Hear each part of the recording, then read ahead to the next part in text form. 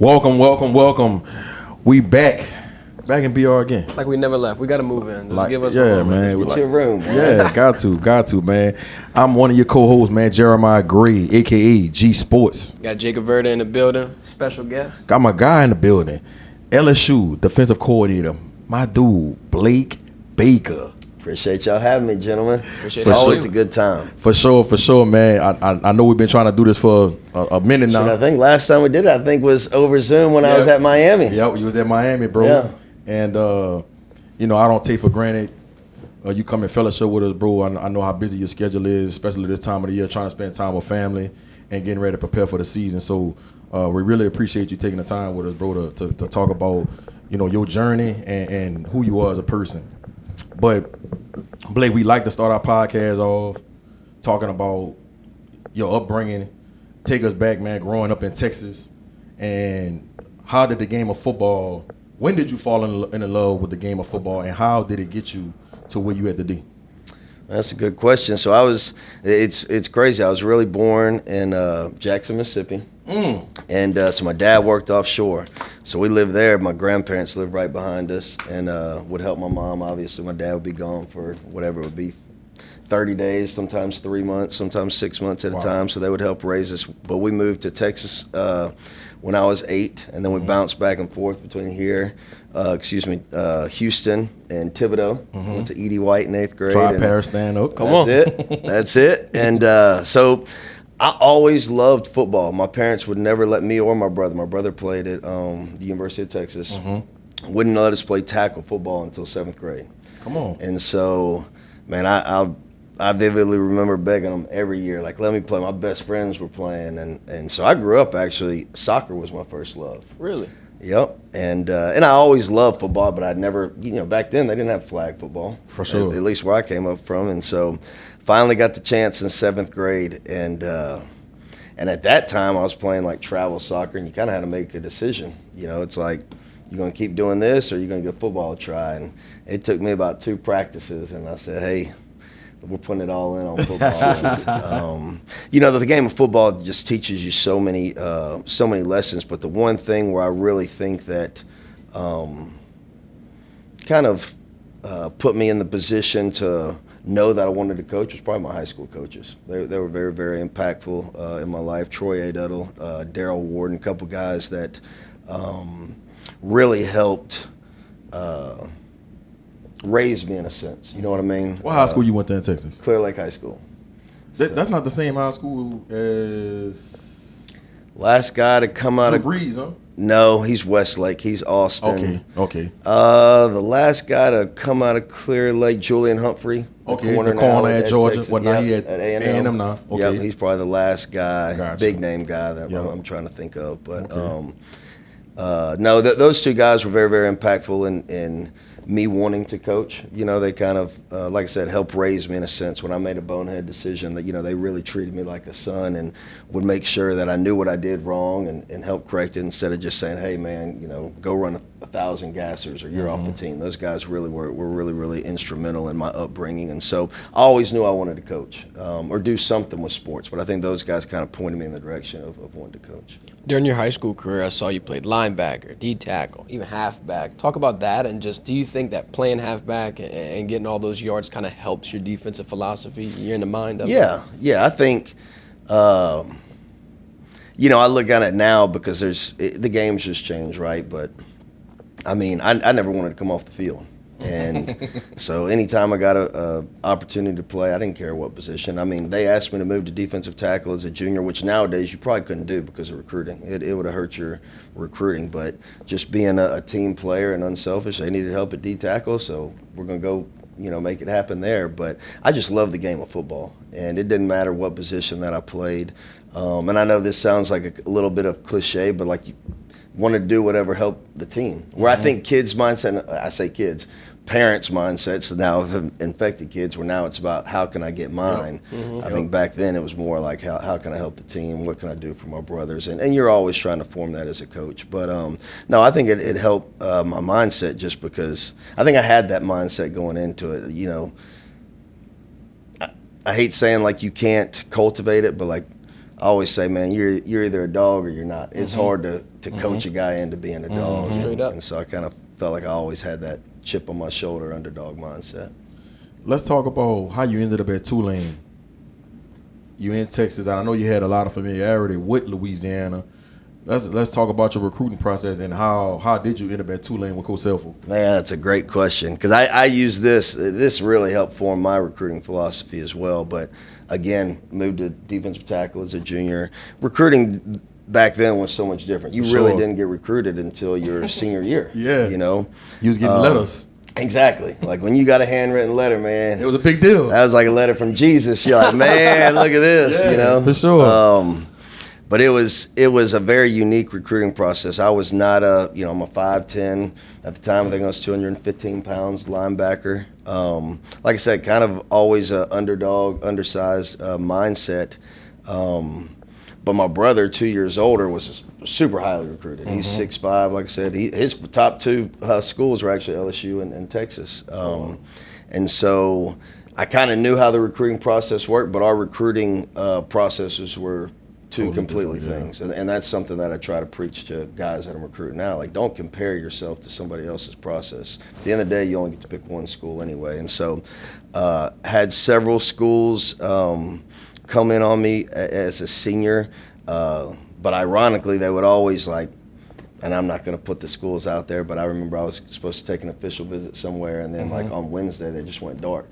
I'm like, man, this is how it is, but you learn quick. Right. And so actually Frank Selfo was recruiting a linebacker a year younger than me. And, back then it was VHS tapes. There was no huddle. And he had seen, as he's watching the other linebackers, he's like, man, who is this guy? And so he asked my coach, and my coach is like, man, he's kind of been duped around a couple times. Like, unless you're serious, I'm not going to let you talk to him. And long story short, man, Frank Selfo stood on the table and was really a late add to Tulane's class. It was after signing day. Come on. Yeah. Yep. Wow. Yep. I didn't know that. Yep. And I remember those teams, bro. I'm a football historian. I know there was some up and downs. I think 2003 probably was y'all best year. Y'all went 8-5. Yeah. And y'all had some guys on that team, bro. Weldy Moore, one of the best running backs to come out of Tulane, and y'all had two pros at quarterback. 2 first-rounders. Patrick Ramsey and J.P. Lawson? Yeah. Roydell Williams was our wideout. I think he went third or fourth. A guy I went to high school with, he was older than me, Joey Dawson. Yeah. Oh, yeah. Safety. Yep. Yeah. And Brandon Spencer. Oh, that's my dude. Yeah. Y'all had some guys on that team. Now, with Lanarius Elpage was coaching down Elpage, Kennedy. I mean, we had dudes, and it just goes to show you, and I always say back then, Conference USA was elite, man. Yep. You had TCU, you had Memphis. Louisville. Southern Miss was good back then. Oh, yeah. Cincinnati. So it was a legit league, man. And so, but I always tell people, man, it's unique. There's not many people that can say they played with 2 first-round quarterbacks, and both good dudes, man. JP's actually, he just left. He was at Oklahoma as an analyst. JP Did not know that. Yeah, that's all. I talked to him after the game, and then Pat Ramsey's living up in Ruston. So when I was at Tech for 5 years, we'd go to the same church and bump into each other. So both good human beings too. How was that at practice going against them? Man, dudes. and Tell me they ain't prepared you for the spring, game. So Mweldy, I don't know if y'all knew this. He was y'all remember the Ricky Williams, played pro. So Mweldy did that. Mweldy played pro baseball, so you couldn't touch him. Because I think Mweldy went to Bel Air High School. Yep. And so you couldn't touch him in the spring, which was a good thing. As a player, you're like, man, I want to get my licks. Now that I'm a coach, I'm like, man, that's brilliant. But I think it was built into his contract. But no, you had to bring it every day, man. And Bernard Robertson was an offensive lineman. I think went 5th round of the Bears.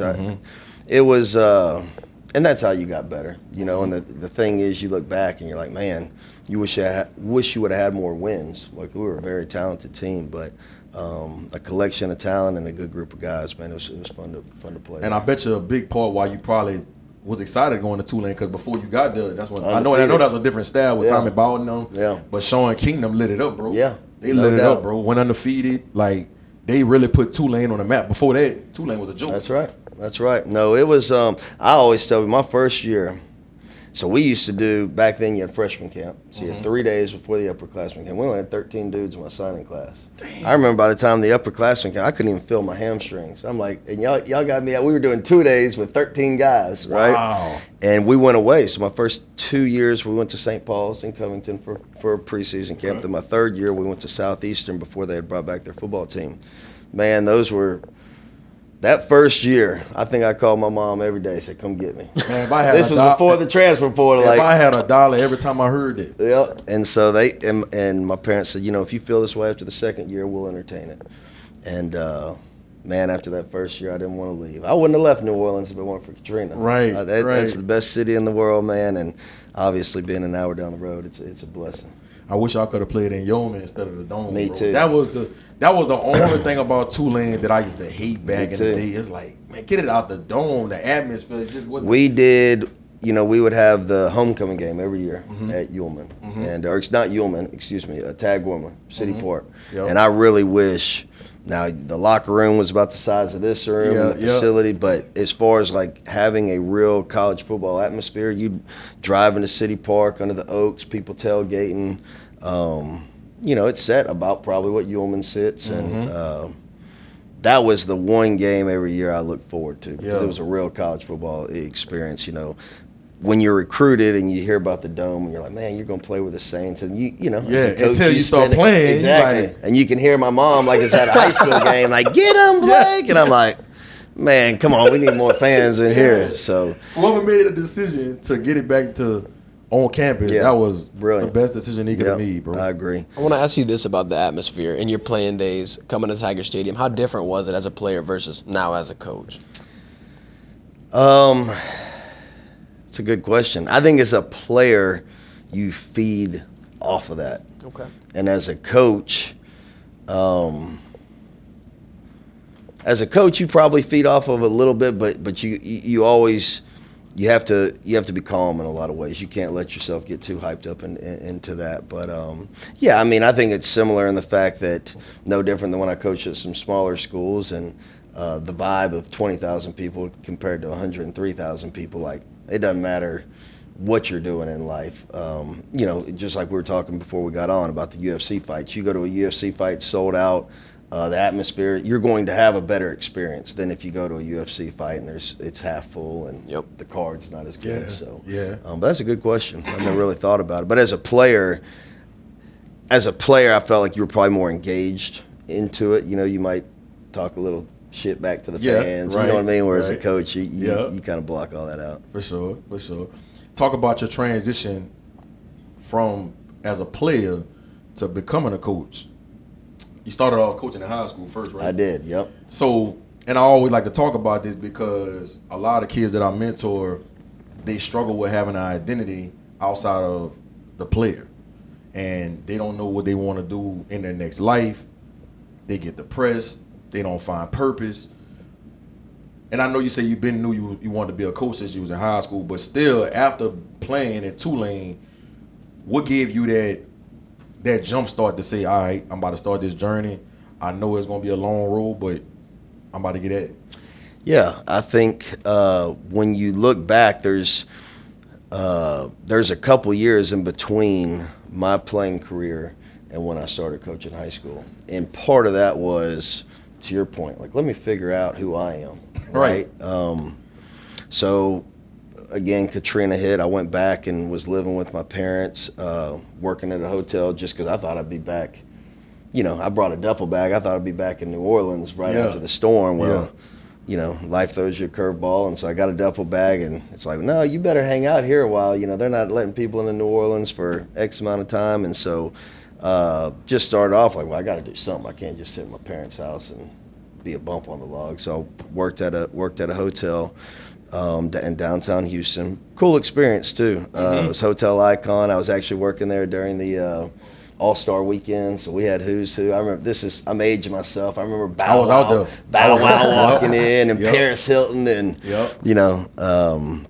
so it was a neat experience. But then I got into selling wine and beer for a couple of years. My brother had done it, and I enjoyed it, but I knew I wanted to coach. And so to answer your question, it took me a couple years, just I wanted to get away from it a little bit. Like when you've been going at it. Decompress. Yes. And I do think, I think if I didn't have that time in between, I don't know if I would have been maybe as passionate. Like it's like anything else, man. You don't realize how much you miss it. Yeah, until you're gone. So did that for a couple years, and then once I got into it, I'll be honest, like my goal was to be the head coach at Clear Lake High School. I didn't have necessarily a set goal like, hey, I want to get into college and do this and do this. It was always be where your feet are and be the best coach you can be. And I was fortunate after that first year, I got offered the GA job from Will Muschamp. He was recruiting a couple of guys that we had on our high school roster. And then working for him, man, you had no choice. Demanding. Yeah, and awesome. When I tell you Will Muschamp is one of the best human beings alive, but demanding, never demeaning. And, for sure. I think we're probably similar personality-wise now looking back at it. But, back then you had 2 GAs. There wasn't all this support staff and quality control. And it was different back then. So you had to figure everything out. Yeah. So if you didn't really thoroughly enjoy, there was nowhere to hide. Like you better figure out how to work the copy machine, the coffee machine. Cut the tapes. Everything. Cut the clips up. Laminate machine. I mean, the whole 9. And so, like, you really didn't have a choice. Like, if you weren't extremely passionate about it, you'd be run out of there in a heartbeat. So I truly enjoyed those 3 years as a GA. They weren't always fun. You was a GA for 3 years? 3 years. Yep. Yeah, and that was the max. So I am going into my 3rd year. Again, my 3rd year is when it was quality control back then. And I'm like, 3 years at a school and then you got to leave. And I'm like, man, I don't know what I'm going to do. And, I'm thinking about getting back into high school, but if you don't get a job, you got to figure something out. And Coach Brown called me in that 3rd year and said, look, if nothing works out, I'm going to at least make you quality control on special teams or defense, but you have a home here. So that kind of gave me some saving grace. But it happened that year. Brian Harsin was our offensive coordinator. He got the head job at Arkansas State. That was the guy that was at Auburn. Yes. Yeah. So before that, he was at Boise forever and ever. Got the OC job at Texas. And then I was very, very fortunate. He brought me as the safeties coach onto Arkansas State. And I say very fortunate. He didn't bring any other GA or analyst or quality control from that staff. And so I count my blessings and really, really grateful because who knows, again, I would have been it. But you never know, man. This job is 6 degrees of separation, man. And just, 1, the opportunity you get, 2, what you do with that opportunity, but then 3, timing. Like, you got to. Timing is everything. It's everything, man. And so I've been very, very fortunate from that standpoint. But I do want to ask you, Blake, because I know you deal with a ton of players. You have dealt with a ton of players over your career. Why do you think a lot of kids struggle with having an identity outside of the player? Because that's what they're identified as, usually from a very young age. It's usually, man, have you seen, I'll just use my name as arbitrary, like, have you seen Blake Baker at the little 7th grade running back at Terrebonne or wherever? Right. And so that's how they're always known. It's not like, hey, did you see he made Blake, straight A's on exactly last 9 weeks. Exactly how nice he is. So it kind of gets wrapped up into your DNA a little bit. So I think when you take all that away, I think kids struggle too sometimes, a lot of times from a mental health standpoint. Like, again, 7th grade to high school, you've been the man, and then you come to a place like this, and now you're first time you've ever in your entire life not been out there every single snap.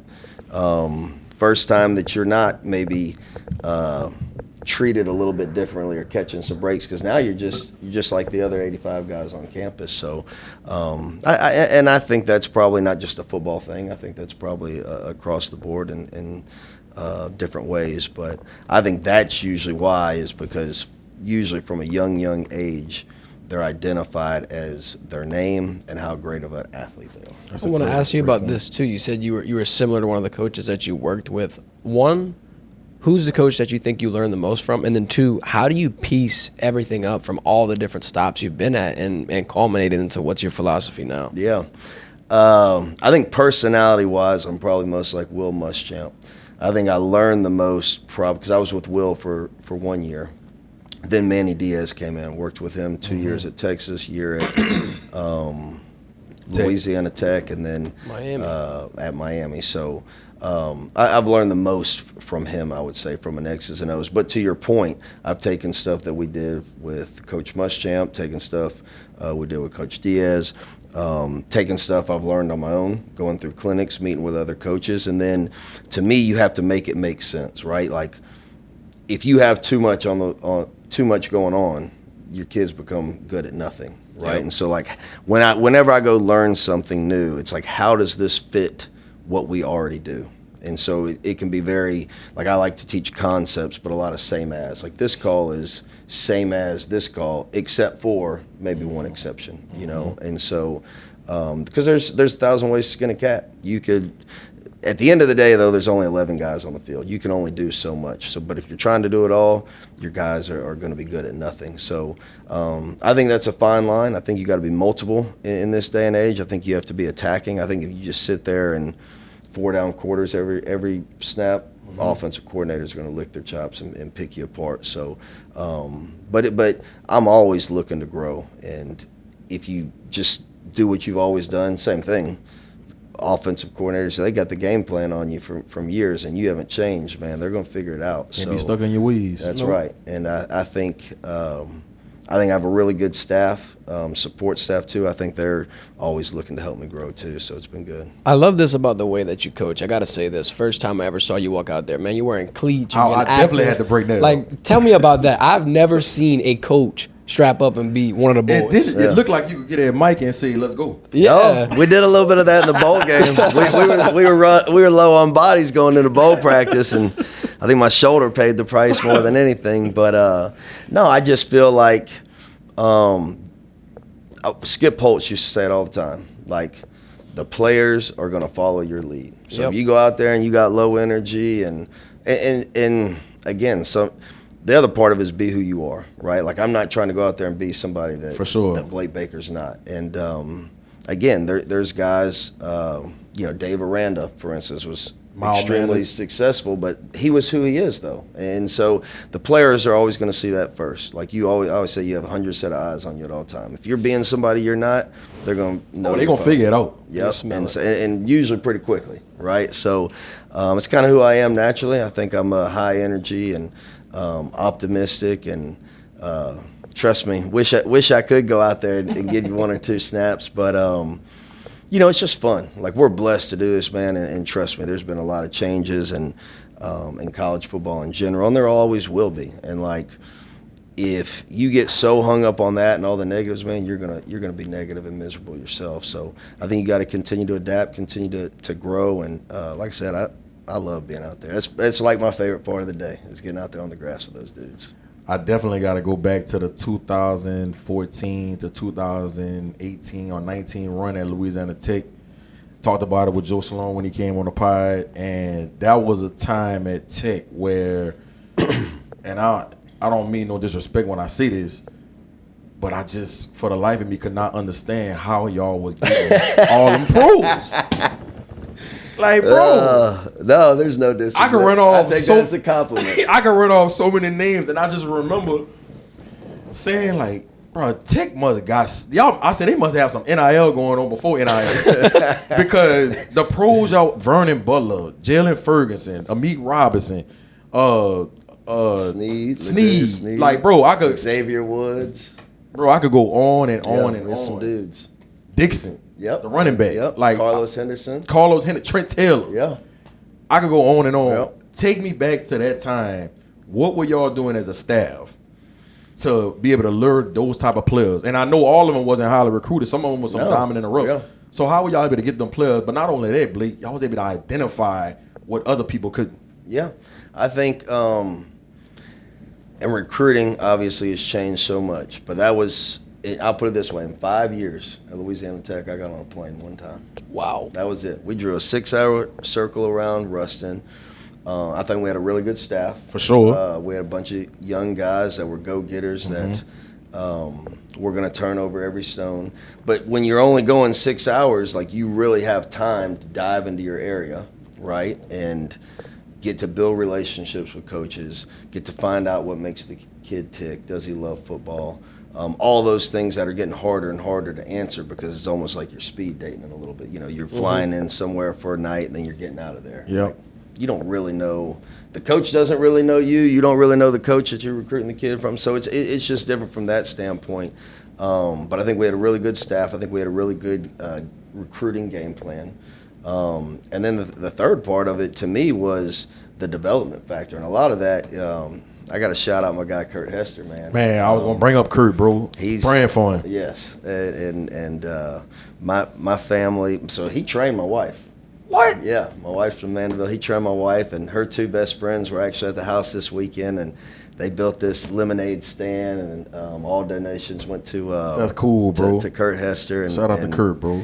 But he is an unbelievable strength coach, and the way that he got our guys to buy into the brotherhood, and I always thought he was cutting edge when it came to training, but his biggest asset was the way that he got those guys to bond together. And the mentality. Yes, and so, I think it was a mixture of all those things, and then when you look at, like you said, some of the diamonds in the roughs, like L'Jarius Sneed, his only other offer was Arkansas State. He's 30 minutes down the road from us. He went to Pineville? He went to Minden. He went to Minden. And so there's some stories like that as well. There's also some Trent stories. Taylor. Trent Taylor's another one. But Amik and Jaylen are some stories where you're hanging on for dear life because you still have Power 5 schools coming in on them the last minute. And so there's a mixture of both of those. But I do think a lot of the credit goes to Kurt Hester and the staff to identify it and develop them on the field as well. When y'all was going through that time period, were you able to sit back and really appreciate and reflect on what y'all was doing? No, not at the moment. Yeah, not until, because I was young too. Yep. Not until I actually got away from that place, and I'm like, it's like anything, man. You don't realize how good you had it, and you're like, man, that was some of the most fun time I had coaching. One, you weren't on a major stage where like every single call you're making is getting criticized, so it gave me time to grow. Skip Holtz was awesome. I remember one year we were terrible on defense, and at a place like this, man, that might be the end of the road for you. And he called me in, and we watched all the tape. And so he was helping coach the coaches. Skip was phenomenal to work for.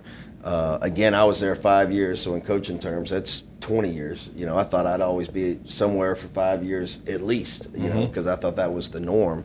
But no, when you sit back and still talk to a bunch of those guys today, man, like how good of dudes they were too. Like we recruited really, really good guys, really good players. But you don't realize probably how good it was until you kind of step back. Yeah, I was talking to Meek. We had his camp a couple weeks ago, and I went. Matter of fact, we did a podcast after, and we talked about you and just that time at Tech. But I remember at that time, like you say, a lot of Power 5 schools coming on to meet. It was hard for him at the end because he was committed to you guys, but he was wavering. Yep. And I remember one of the things that y'all did that really set y'all apart from everybody, and his dad said this too. Shout out to Arthur. Y'all brought y'all whole staff. Oh yeah. To his crib, bro. Yep. The entire. That's staff. Unheard of. It was, and again, we had a very good plan, right? But I vividly remember the first time I met Amik was actually here at LSU's camp. It's the camp where they showed Justin Jefferson. I remember. I sat there and me and Arthur chopped it up for about an hour. It's the day he got cleared from an ACL. And the first, no, technically he wasn't cleared. His dad signed a waiver, bro. Well, they didn't tell me all that part, man. I know they tell you that. But that's news to me. So I'm gonna act like I didn't hear Right. But he went out there the first day or the first rep.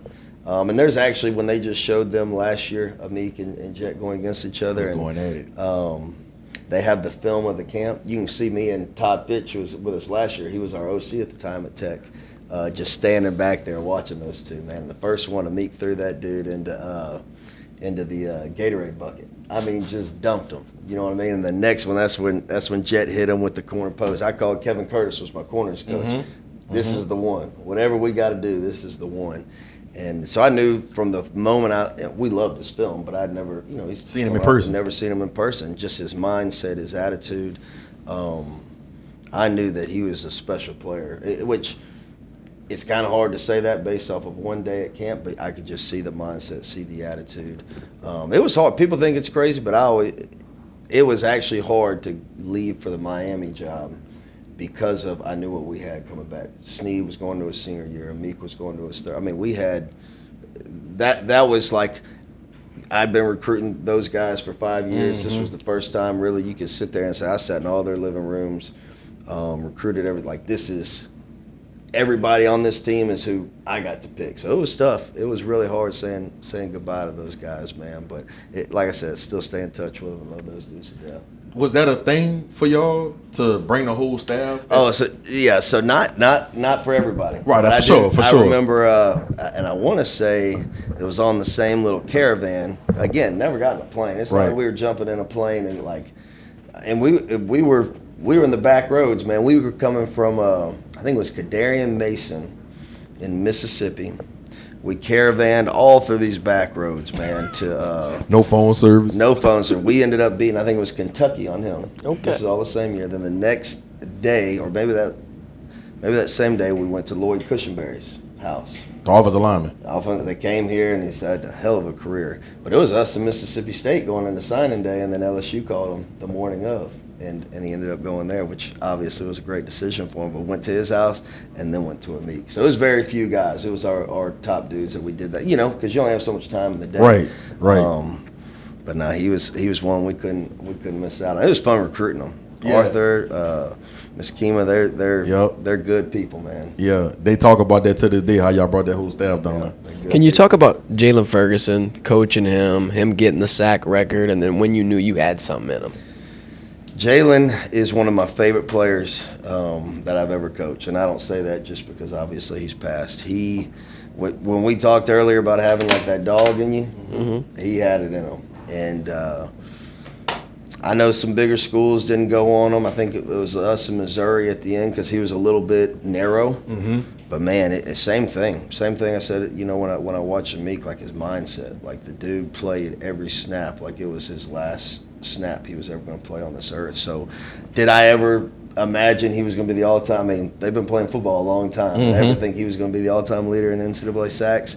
I'd be lying if I said yes to that. But I know this. It made my job easy as a defensive coordinator. For sure. Especially on third down. It was rush 3. It didn't matter. It could be double teamed. He was going to win. You know what I mean? And him and Vernon Butler played on the same team, They right? did. Yeah. They did. Vernon was 2 years older, I believe. Yeah. We had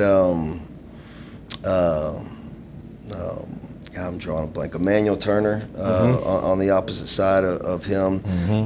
That's what I was going to bring up. O'Shea Dugas from Lafayette was an offensive lineman, and he's still playing for Skip's team in the UFL, if mm-hmm. I'm not mistaken. But man, they used to have some wars too, and so it goes back to guys loving football, right? And again, once they get to college and there could be distractions and all that, but you have a good idea. If you're really recruiting a guy and get to know him and have an opportunity to go watch him practice or play the game, you know what you're getting most of the time, right? And what their love is for football. But I think it's more important than ever do they love football, because it's changed, right, with NIL. And there's a lot of ways to get very, very comfortable in today's climate from an NCAA football player. I mean, some of these dudes are making a lot of money. Yeah. And I know this: when you're recruiting a guy and you see their passion for football, it's not going to change once they get a couple bucks in their pocket. I know Damone Clark has expressed publicly his relationship with you and how you played a big part to his development. So, and I know you was only here that 1 year, right? Yep. With Demone. Yep. But how were you able to make that much of an impact on him in such a short amount of time? Yeah, I think Demone. It's funny. I was just texting him on the way into the podcast. We still talk all the time, and I mean, he really is like a son to me. Mm-hmm. Love him to death. It was very unique coming in here, and this is why when I go into a place, I'll watch like 20 clips on a guy, but I really don't want to even hear anybody's opinion on him. Mm-hmm. And the reason I say that, when I came in here in 21, everybody in this building, it didn't matter from head coach to janitor, told me Damone Clark can't play inside backer. Everybody. And I'm like, why do y'all say that? And they're like, well, he's really an edge. You know, he's 6'3", he's 248, but he can't necessarily process. He can't see it inside the box. And he wanted to play inside linebacker. And, you know, really what I did for Demone was two things. From a mental standpoint, was build his confidence back. I don't know how much he's expressed publicly, but he was really ready to quit football as a junior. He got benched as a junior, and he was really ready to hang up the pads. And then he let me know that early on. You know, so I knew confidence was going to be the first thing. Yep. Second thing was just building that relationship, right? He had to trust me. And I'm huge on trust and respect. I think it's one of the things that's one of our calling cards on defense. And it's got to work player to player, coach to player, coach to coach. Like we all have to trust and respect. And sometimes that takes time. And then the third thing I did was really just peel back the simplicity of the game. All right, we're going to start here. This is our alignment. This is our stance. This is our key. Don't worry about anything else.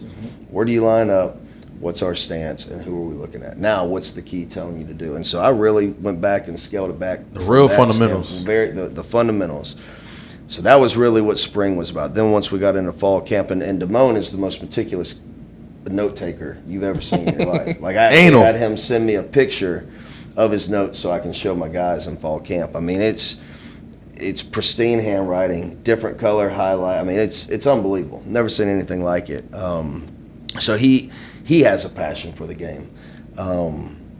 But really what I did once we got into the season, okay, this is how we're going to break down each opponent, you know, whether it be backfield set. And so we started from there. Then we went into offensive lineman stances. I really just kept building on, making sure that he could absorb what I was giving him first. Don't overload him. Once he absorbed it, then it was kind of go to the next cheat code.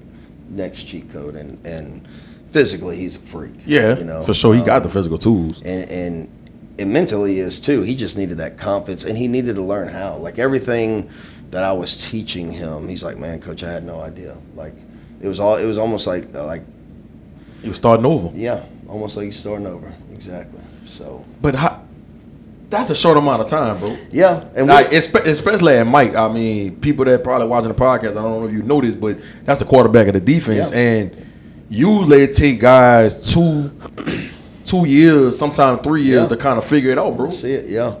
And it just now the other part of it is he's a workhorse. Gotcha. Like so what I mean by that is he never missed a rep. Like he's you know, extremely durable. I don't know how many reps he didn't play during that season.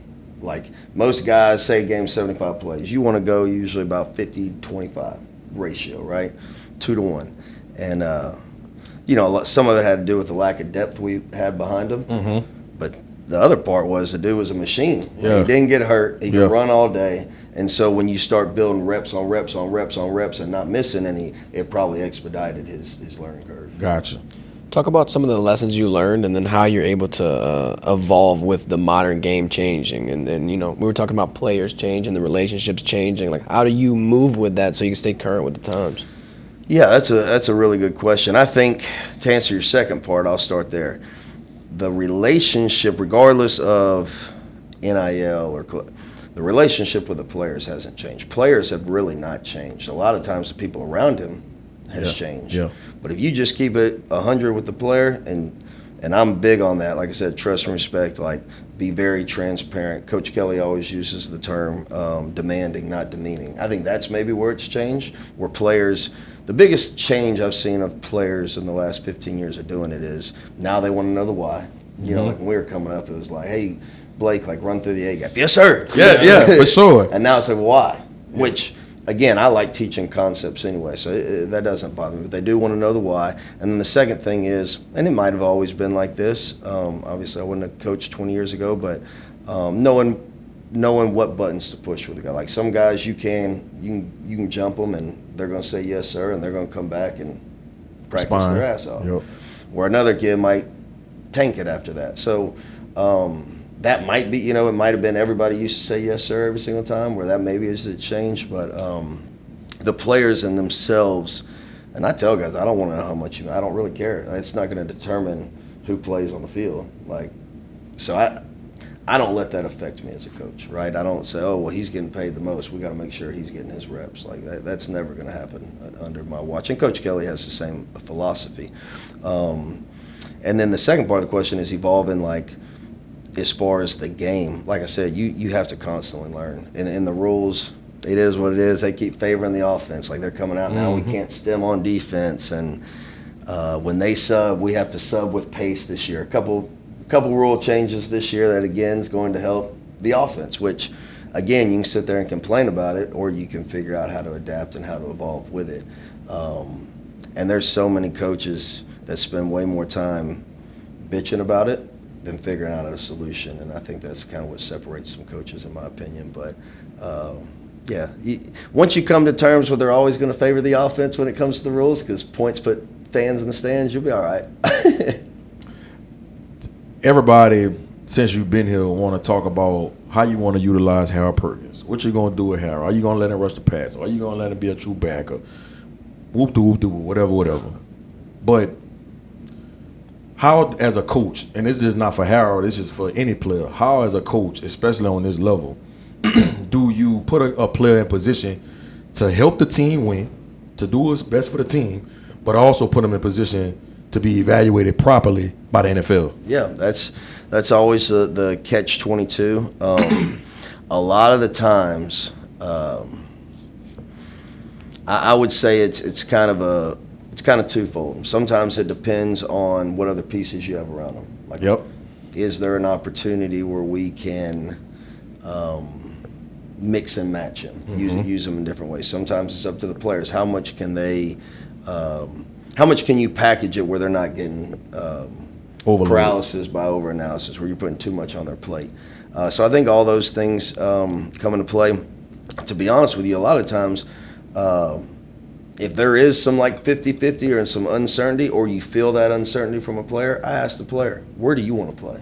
And it's my job as a defensive coordinator to get the best players on the field and then accentuate their strengths. Right. And so I think, again, a lot of times coaches will say, well, this is what we do and this is how we're going to do it. And it's something, again, really after the 2016 season at Tech, I learned the hard way, because I was always raised press man and, be aggressive. And we weren't very good on defense that year. And that's when we sat down with Skip, and, it's easy to say, oh, well, if he would have done this or he would have done that or he could run faster, At the end of the day, man, you got to be able to put your players in the best position for them to make plays. And so you saw a little bit of that last year. Like, we ran, I tease, but it's the truth. We ran more cover 2 in my life last year than I ever had before. And it gave us a chance. Like, when you look at the Ole Miss game, for instance, we kind of gave them fits, especially down in the red zone with doing some of that. But if I were to ask some of our guys to sit there and play press man for 70 snaps last year, it would have been a bad deal. So I've learned, going back to your question about evolving and being able to put your guys in positions to do something that they're physically capable to do. Like, it's easy as a coach to say, hey, go do this. Well, if they're not physically able to do it, why are you demanding them do it? That's bad coaching. Yeah, so for sure. But it's like anything else. It's trial and error, and I've learned that over time. But I do think there's a lot that goes into it to make sure that you're putting them in the best position to make plays, but also giving them the best chance to make it once they get to real money. Throughout spring, can you talk about the challenges of having Witt and Harold on the sideline, but also sometimes it seems like a blessing in disguise. You get the young depth out there now. Yeah, and I think it was. I wish that in a perfect world, and it's worked out well. Like, we've had a chance to work with him in the summer at some, but Witt had 1,000 snaps or whatever it was at will. Where Perk, I think we moved him out to star for the last game or two. I wish he'd have been able to get a little more reps out there, but he's done a really good job. He's very, very dialed in when it comes to the mental standpoint and studying the game and getting one-on-one film sessions and paying attention when he's out there. But it's all in the same breath. It's a blessing for those young guys to get reps. This year or two into the scheme, I was able to work West and Demone around at Mike and Will to give us a little bit more depth from that standpoint as some of these young guys continue to grow. So it's a blessing and a curse. Yeah, it's a good thing and a bad thing. Who do you think's not getting their flowers on the defense right now? They got a lot of guys. They got P.J. Woodland. They got a lot of young cats, Gabe Relaford. But who would you put the crown on? Like this is a dog we need to watch. Somebody that's unappreciated. It's hard. This is going to sound like I'm dodging a question. It really is hard to name one guy. Right, and the reason I say that, man, like I do believe we are very, very, very talented across the board. And a lot of the guys, to be honest with you, haven't necessarily been in purple and gold before. When you look at, all the transfers we have, young guys that have been but necessarily haven't got out there and got 50 plays. It felt like, I'll put it this way, it felt like every single day in the spring, I could have, if you would have asked me that question, I would have gave you a different guy's name after every single practice. One day it'd be this guy, one day it'd be that guy. So if there wasn't so many of guys that I could say, oh, it's him, I literally could sit here and name 10 guys that by week 6, it could be like, holy cow. Like, yeah. This is who Coach should have said, And so I do think we have a very talented team. I also think that with that talent comes competitive depth. So, like, again, a guy at one position might have had a hell of a day. Well, then the next day, that dude's like, shit, I better boom. And it might come from the same position, 3 or 4 days back to back to back. But that comes with competitive depth. With the program turning around like that, adding players from the portal, how do you establish an identity, be able to preach it in an off season? And then also, do you think right now, I've heard Coach Kelly talk about this, is this one of the most talented defenses that you've been coaching? Absolutely. Top to bottom, depth-wise, I would say it's a very talented defense. As far as the culture, I think the guys that we brought in, like throughout the selection process, again, it happens much faster in the portal, but you have to do your homework. You have to be willing to. It amazes me. Sometimes a kid will transfer from our team, and I'll talk to the defense staff. Hey, did such and such school call you about Johnny? And they're like, no. And I'm like, it just blows my mind. Yeah, we all know each other in some form or fashion. Right. And so in some ways it's easier with a speed dating process to get an honest answer on a transfer because you're hearing it from a guy that maybe you've worked for. You're hearing it from a college coach, right? That's going to give you real information. Real information. And you know who that coach is, so sometimes you take it with a grain of salt, especially like when I call strength coaches, for instance. Like, that doesn't – a strength coach's opinion of a kid is usually based off of the weight room. Well, not all really good football players that love football are great in the weight room. So they might go, man, this dude, he slacks in every workout. But then you talk to the position coach, like, dude works his ass off. He loves football. He's in the film. So you got to take those things all into consideration as you go through it. But, no, you have to do your homework, though. Like that, and so the guys that we brought in, we did our due diligence, man. And a lot of them are going into what I call their contract year. So different mindset. Sometimes they just need a fresh start, right? And we got a really, really good group of guys that we brought in, already acclimated with a really good culture. It's one of the best as far as talent, but it's one of the best. And we haven't played a game. We haven't had adversity. But from a culture standpoint, this is one of the best cultures I've been around. For sure. Man, talk about you and Coach Hank coaching your son's flag football team. How much fun that's been. The Bengals, huh? Yes. Who came up with that name?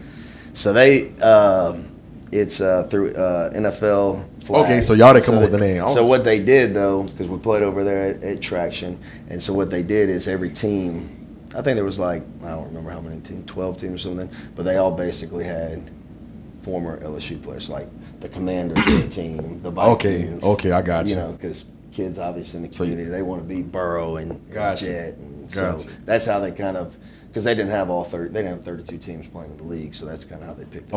Okay, yeah. But so talk about you and Coach Hank coaching y'all son's team, man, and how much fun that is, and do y'all get in a battle with, what you gonna call a defense? Oh yeah, call how does that work? No, it was a blast. We actually decided like last minute to do it. It was a spring league, obviously, and I think they were putting it on for the first time. And Austin's Thomas's kids were on the team too. Okay. And so Matt Flynn's son was on the team. Okay. Yeah, Man, y'all start study. And Y'all study. so it ended up being kind of last minute.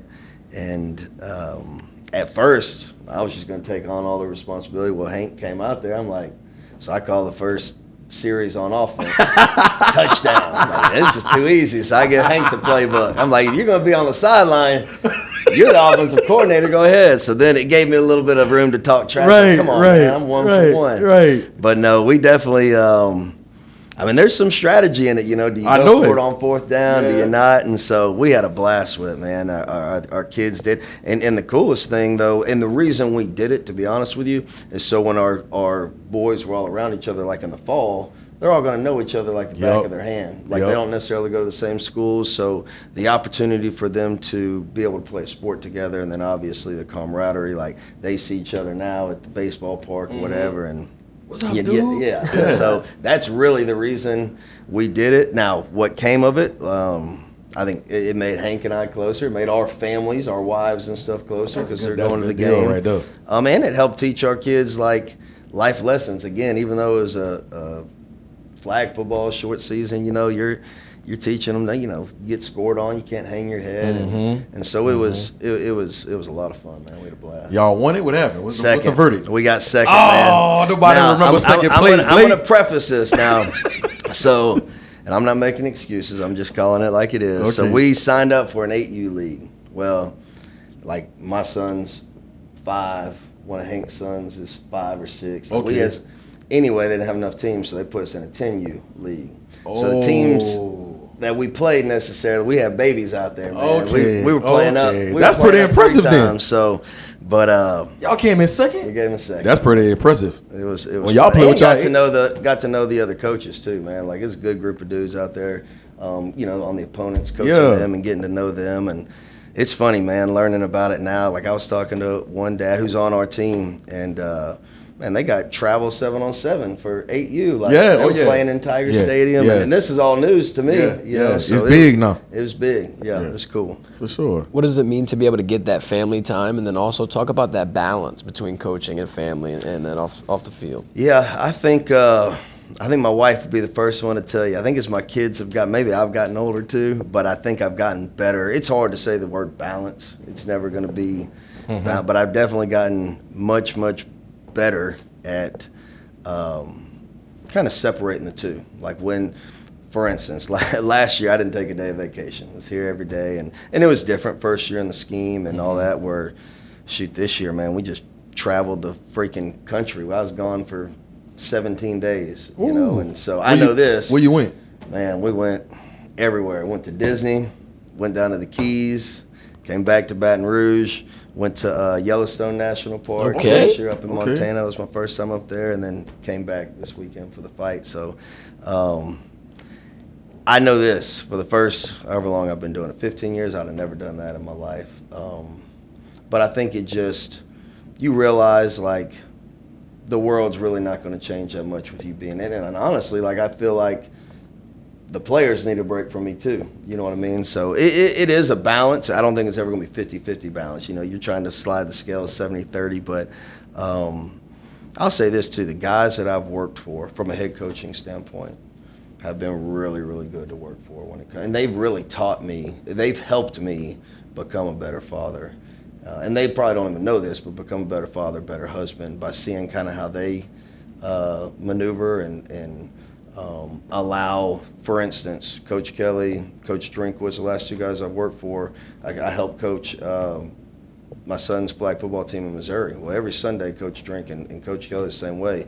They'll move around meetings for me. They're like, man, you're not missing your son's flag football That's game. what's up. And so a lot of coaches out there aren't like that, you know, so I credit those guys. And again, they probably don't even realize how big of an impact they've made on my life from that standpoint. But I've definitely gotten better at it. I don't have it all figured out. I never will. But you realize kind of what's important is, I think as you get older, you realize you'll never get those moments back. And you hear all that stuff, but when you see, man, your kid go from a 2-year-old to an 8-year-old, and it's in the blink of an eye, you're like, man, you better hang on to those moments when you get a chance. So I think hearing you say that is making me reflect back on my path, because when finding a partner, because I'm a hard worker, I'm very ambitious, I'm very tied into what I do heavily.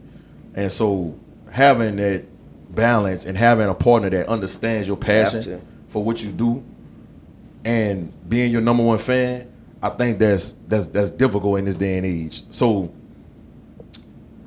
I mean, you don't have to go into detail, but how would you explain to somebody like me or anybody that's trying to find a partner to understand their passion for what they do and be supportive of it? Yeah, no, I think it's a great question. I think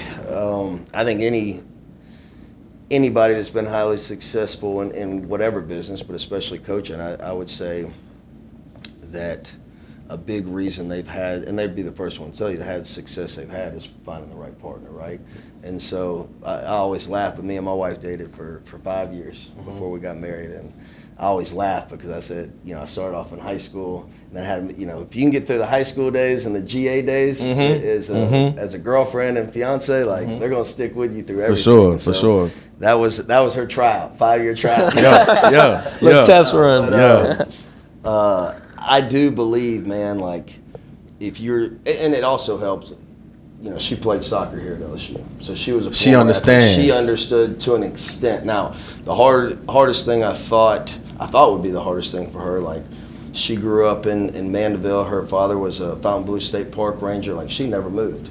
She moved. I think she was born in Minden, moved when she was 1 or 2, and then lived in Mandeville. So I thought that would be one of the hardest things. Is like, bouncing around a lot in this profession, right? And that, man, she's been awesome about it.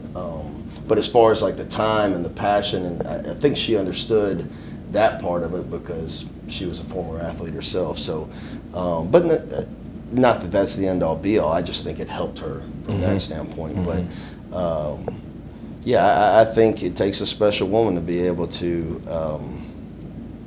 understand that what I was doing this whole time was to ultimately pay off in the long run. And so, I think it just takes a woman's understanding of that. For there's sure. Going to be some, it's difficult, bro. Yeah, there's going to be some hard times in there, especially when you're not making any money, man. Like, that's why I always tease and say that was her tryout. Like, I remember, man, I like to deer hunt.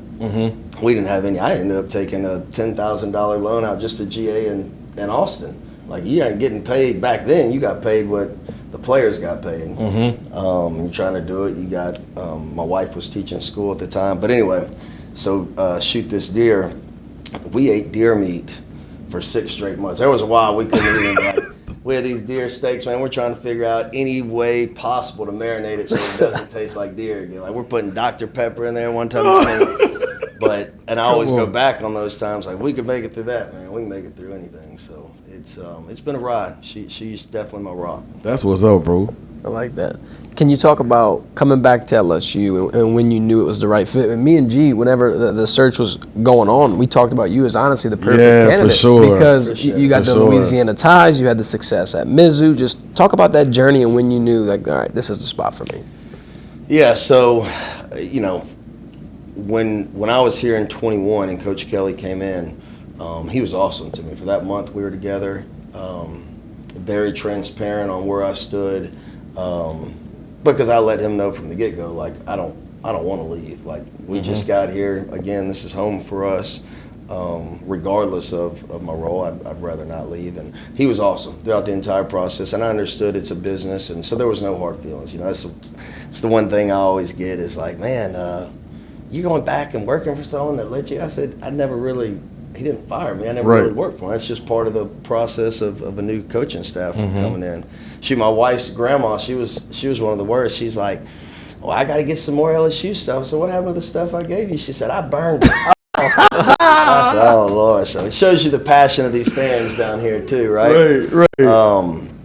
But when I went to Missouri, and again, Coach Drinkwitz's one of my best friends in the business, and as we started having success, obviously your name starts getting circulated a little bit, and there was only a couple jobs I'd tell him I'd even listen to, and even when that happened, to be brutally honest, man, that was probably the roughest 72 hours of my time there was sitting down with my family, because we did enjoy it so much there. We enjoyed working for Coach Drinkwitz and the job that we had done in a short period of time. Yeah, y'all was having some success, bro. I appreciate it. But at the end of the day, this is home. This is where we've always wanted to be.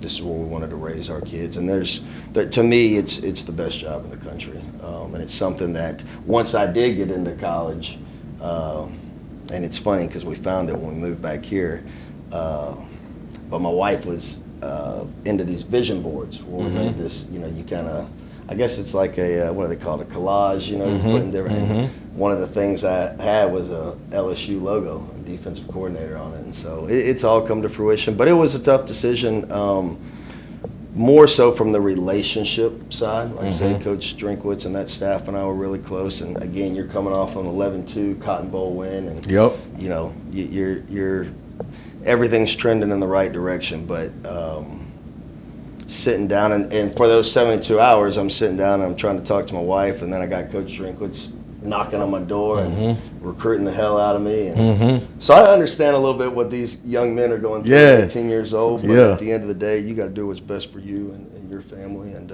this was by far the right decision to make. For sure. I want to take you back. I remember when you was at Miami, and Kyron Lacey was in high school, and I remember me and you was talking about Kyron probably like the summer going into his senior year, and he was like, gee, I like his film, blah, blah, blah, whatever like that. Season going on, and then y'all end up offering him. And Coach Stubbs was the receiver coach? Yep.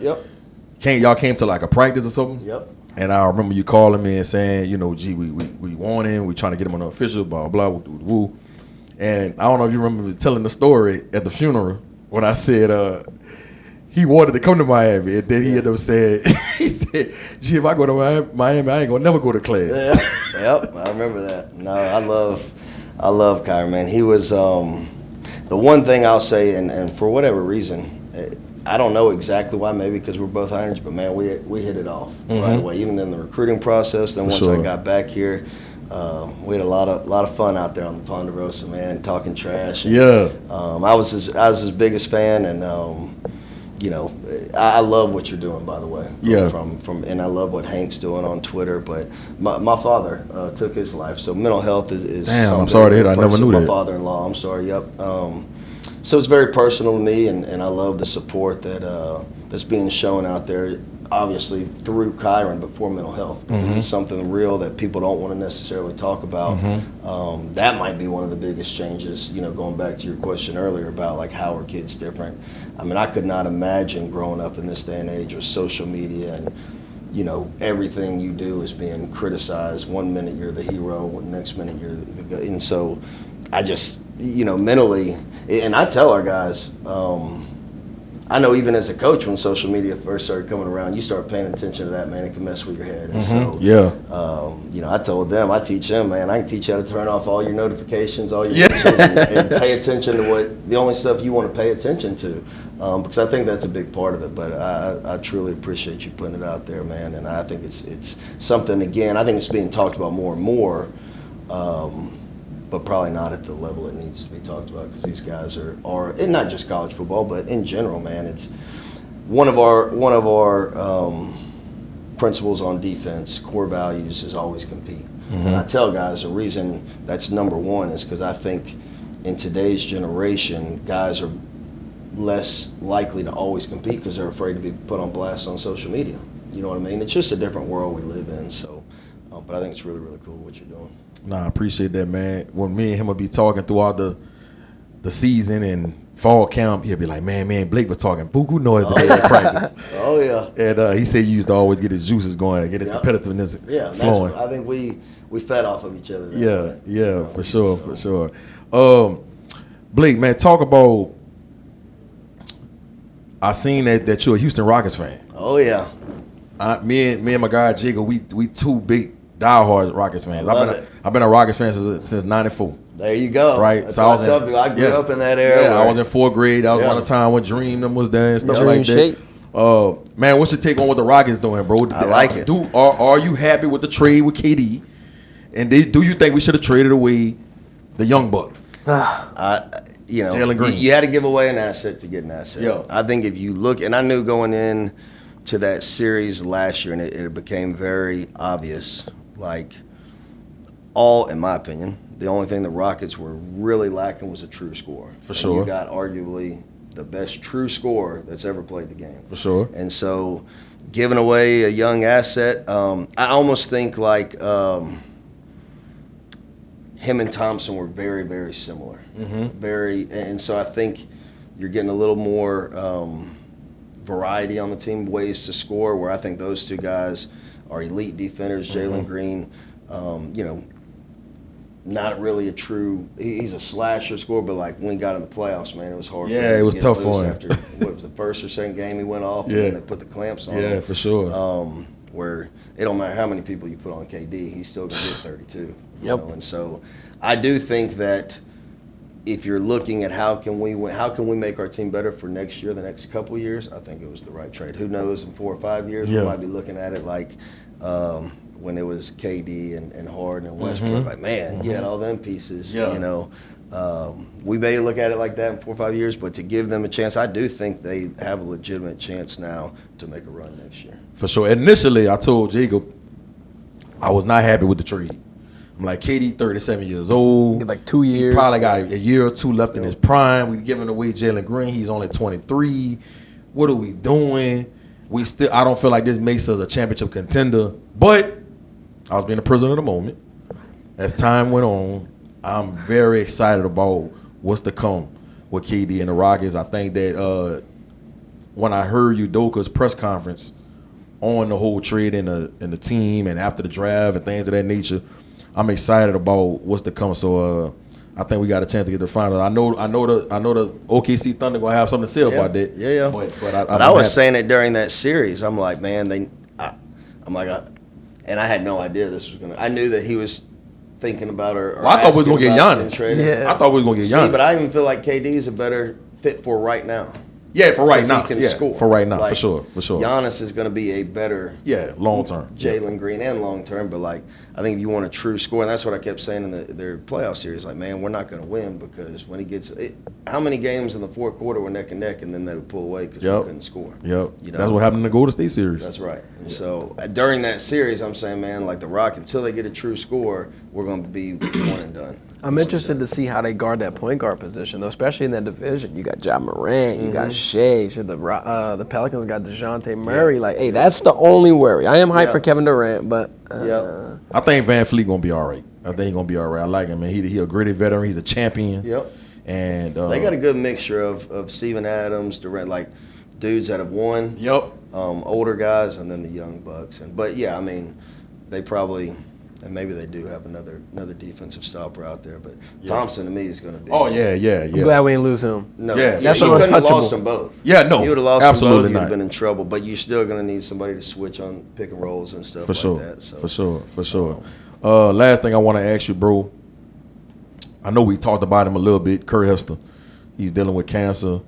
I know y'all spent some time with him over there at Louisiana Tech. A ton of players that I know that was at Tech and at Tulane and even at Houston right now gives him a ton of credit for the way he has poured into them, how hard he is on them, how he has changed their mental makeup, and has played just a vital role into how they've progressed, not only as a person, but as a football player too.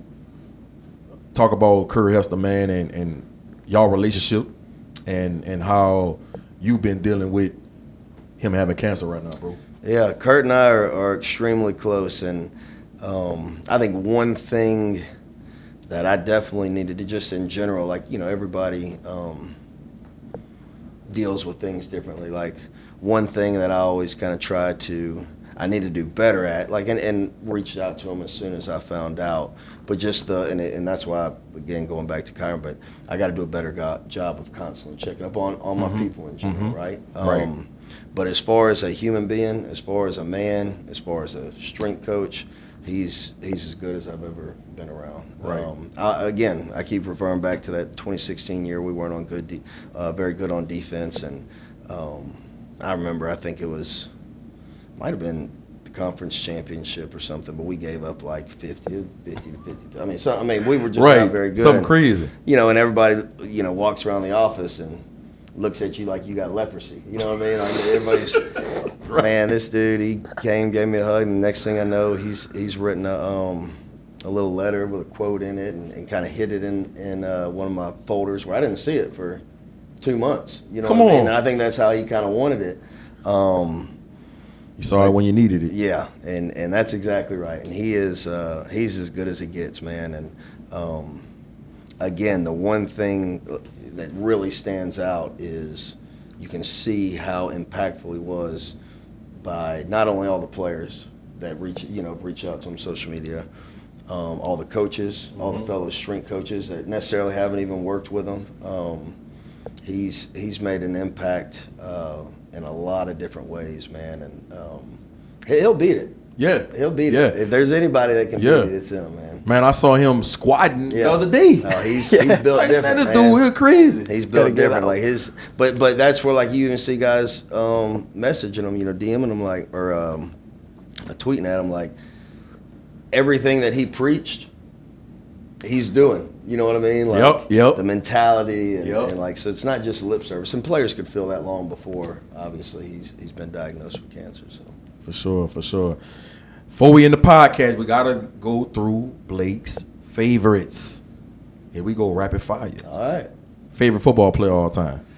Zach Thomas. Ooh, Miami Dolphins with the neck collar. I like it. I like undersized too. That was my idol. So you can relate. That's it. Gotcha. What, you went to Texas Tech? Texas Tech. Gotcha. What you know what high school you went to? Oh, that I do not know. Okay. I thought you might have knew that. Favorite movie all time. Oof. Movies it depends on my mood a lot of the time. Now I will say this: there's very few movies I've ever watched twice. Like for whatever reason I like, but favorite movie of all time, man, I could go in a lot of different directions. I'm gonna go Blow. Blow. That's what Johnny Depp. Johnny Depp. Yep. Okay. How's it going? Why I ain't seen that in a long No, time? yeah, nobody ever says That's that. a That's why I wanted to classic. think outside the box. That's a that came out with like 90. Oh God, don't age me. Yeah, 96. Showing my Probably. age right now. Yep. All right. Favorite sneaker all time growing up. Sneaker? Yeah. Oh man, the foam posits. Oh, yeah. Shout out Yeah. Penny. I think when I was Bro. a junior in high school, man, I had the blue. I think all they had back then was blue. I couldn't afford them. Yeah, me either. My man. mom ain't want to buy them. Yeah, me either. They was higher than Jordans. Oh yeah, they were 200. Yeah, at like the time. 230, bro. Yeah. I'm like, how the hell they They going? still like that. Yeah, Yeah. bro. I'm like, my mama never wanted to buy me no phones, bro. Yeah. That's a good one. Phones. Yeah. Favorite place to eat. Oh. Now you're, man, anywhere in the world. Anywhere in the world. I mean, you can't go wrong anywhere in Louisiana for sure. No, I know. I always say this, and maybe it's changed a little bit, but if I was on my deathbed, I always say, give me the Houston's ribs with a loaded baked potato. But I don't know if that's my favorite place in the world to eat, but that's That's a good one, though. That's probably my favorite meal. Man, I don't know. I was just in New Orleans too. That's because Too my many. mind goes to New Orleans. There's Yeah, some restaurant yeah. in New Orleans like Crescent City Steakhouse. Uh-huh. It's one of the under the cover, I should say, under the Yep. radar.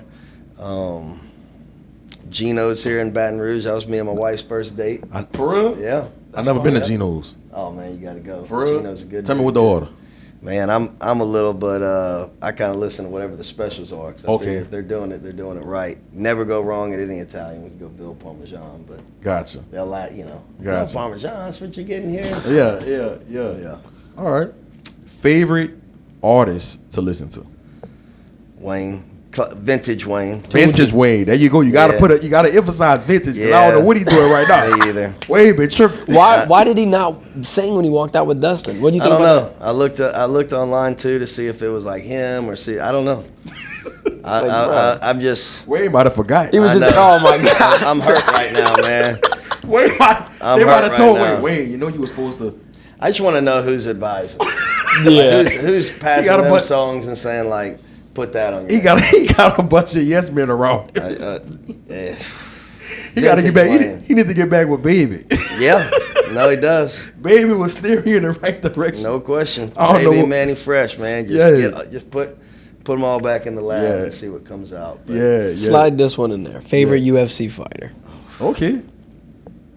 Bo Baker. Oh yeah. Yeah. Ah. Well, obviously, Poirier, being from Louisiana. Shout out Diamond.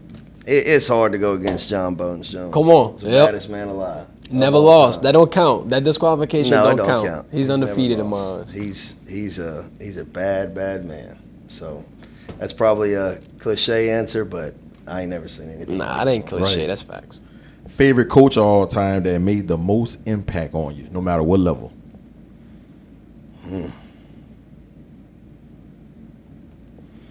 I mean, again, as a man, probably my high school coach. As far as a young man, right? Like I said, man, I've worked for some really good head coach. I mean, they've all impacted me in a little bit different. Biggest impact, I'd say Troy Addo, who's my high school coach. But every head coach, even it doesn't even have to be a head coach, man. I've always tried to take a little bit from each coach I've worked for. And they've all been the interesting thing about my career is I've been on the front end with head coaches, or I've been on the back end. Like Mac Brown was kind of near the back end. Yep. Brian Harsin, first year. Yep. Then I go to Skip, who was a little bit on the back end. Yep. Then I go to Manny Diaz, first year. Yep. Then I come here, Coach O, back end. Yep. The front end with Eli Drinkwitz, and then obviously Brian Kelly. So they've all impacted me in different ways because I've been at different points in my life, and they've been at dramatically different points in their life too. So, man, that's a tough. But as a man coming up, Troy Addo and Darryl Warden, defense coordinator and head coach, man, still talk to those dudes to this day, man. Toughest offensive player you had the easy. game plan for. That's easy. Pat Mahomes and Jane Daniels, 1A and 1B. That's a no-brainer for me, man. Like So when Pat was at Texas Tech, you was at Louisiana Tech. Sure did. That was a shootout. Shootout. It was a shootout. What, like Oh, yeah. 62, 52 I hope it or wasn't something that crazy much, like but you're that? probably right. I'm sorry. It probably My was. bad, bro. Dude, I mean, the funny thing with him is, back then Gruden had his, it was on ESPN, the Gruden quarterback. Man, they play that every single day, 3 times a day. So that whole month leading up to the draft, my favorite play here, Patty, is when you roll out. This dude literally rolls out to his left, throws across his body, like total distance, probably 70 yards. Yeah. Over, our safety started cheating up because dude scrambled. Like, nobody on earth can make that throw. And this dude drops in a bucket, man. I'm like, and then Jaden, I told Jaden the same thing. I met him for the first time last year at Pro Day. I said, I'll be honest, man, I'm not just saying this because you're standing in front of me. But besides Patrick Mahomes, and again, 1A, 1B, put them in either order, you're the best player I've seen in person and hardest to game plan. There were several times we had Jaden dead to rights. I watched that game. It was back and forth. Back Yeah. and forth. And Came down to the end, which I missed the field goal on. at the end, we missed field goal and then threw a pick 6 to Major. So, I don't know if it yeah. was a pick 6. I think it was, but the last drive of the game. Yeah. That's what it came down to. But we'd have, again, you're trying to put your best players in positions to make plays against their best players, and we had a linebacker. He went 3rd round, really one of our best players. You had a good age that year. Yeah, went 1st round. Darius Robinson. Yep, we had some yeah, players, Robinson.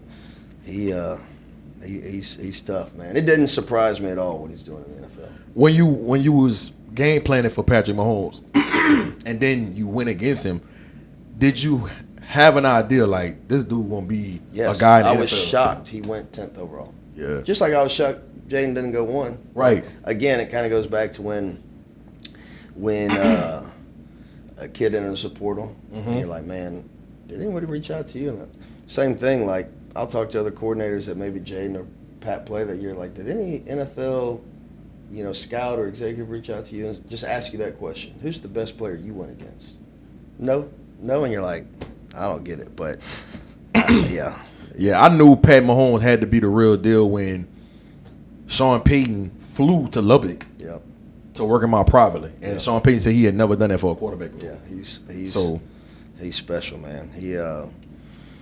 He's one of those guys too. Like Jaylen looks fast. You know, Patrick Mahomes is always just fast enough. So like that's what kind of threw me off a little bit. Like, oh, we can get to him like some way, somehow, and you see it again in the NFL. Like, dude, somehow, some way, it's just always fast enough to either get the first down or get the ball off, or he's got that it about him. For sure. If you wasn't coaching football, what would Blake Baker be doing with his life? Oof. I'd be doing this in some type of capacity. I'd be involved in sports. Like my mom always thought I'd be an agent. I just love sports. I was one of those kids like growing up. Again, back then they played the same sports center like 6 a.m., 7 a.m., 8 a.m. I did the same thing. And I'd watch the same sports. My mom would be same like, highlights going my mom, we would regurgitate it. She'd be in the kitchen or whatever, and she's like, do you ever get sick? And I'm like, nope. Like, I love sports. So it would be something in sports. I don't know exactly what it would be. You look like an athletic director. Something in sports. I take it. I can see you being over a program and making sure, look, the soccer team, we're not doing this right. We need to make sure we coming in at 6 a.m. during the summer. We got to get this program rolling. I love it. I can see you just having an impact on esports, softball, baseball. It don't matter. Appreciate it. I would do something with sports for sure. That'd be a good job. For sure. Man, I when I was driving down here, man, I was just thinking back the first time I met you. I don't know if you remember. Ellender High School. Yep. And Jordan was working there. Jordan Osmo was working there. And Jordan couldn't get out of class. And he was like, Blake, at the back door, I need somebody to open it for him. And I remember walking through the gym, opening the door for you. That was my first time meeting you. Yep.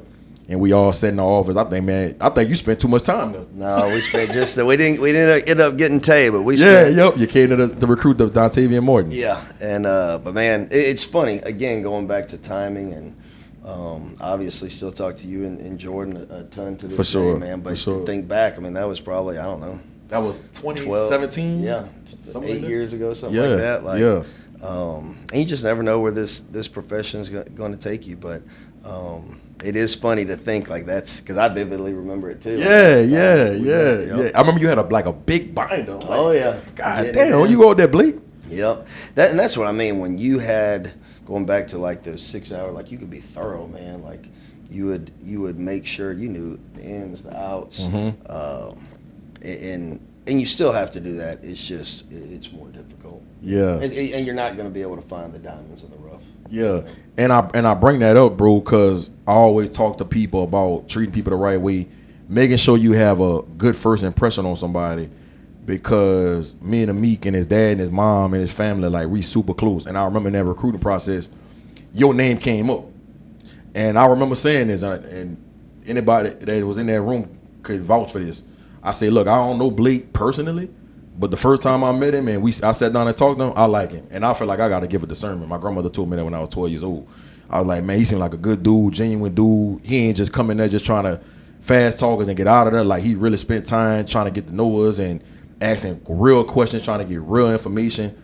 He a real good dude. Now, I'm not saying that's the reason why he came to Louisiana Tech. But I'm just saying, like, I just remember having that conversation, and you never know the kind of impact you have on a person just by that first time you meet. That's exactly right. You never know where you're going to cross paths with them again. So you never know. That's what I always tell my kids, like, before I leave. That's what I always say, man. Remember the golden rule: treat people the way you want to be treated. It's amazing how far that'll get you in life, man. For sure. Going right by people, and even if it never does cross paths, I still believe it's just the right way to live. It's going to affect how your whole day goes. For sure. Like I said at the beginning of the podcast, bro, I really, really appreciate you coming and take the time to fellowship with us, man. I don't take it for granted, man. You the defensive coordinator at LSU. We got to do it more often, man. You know what I'm saying? Good. Yeah, man. I always enjoy talking to you. It's always love when I see you. We're going to call this The Path with Coach Blake Baker. All right. That's what's all around the building. I love it. It's the motto. Yeah, and we definitely got to get you on in the near future, man. Good luck to you this season, man. I know y'all going to knock it out the park. And go Tigers. Go Tigers. Thank y'all for having me. Appreciate it. Thank you, Coach. This Jeremiah Gray, a.k.a. G Sportz. Got Jacob Verdin right here. Signing out. Come on. That was cool, man. That was a good one, man. Oh, yeah.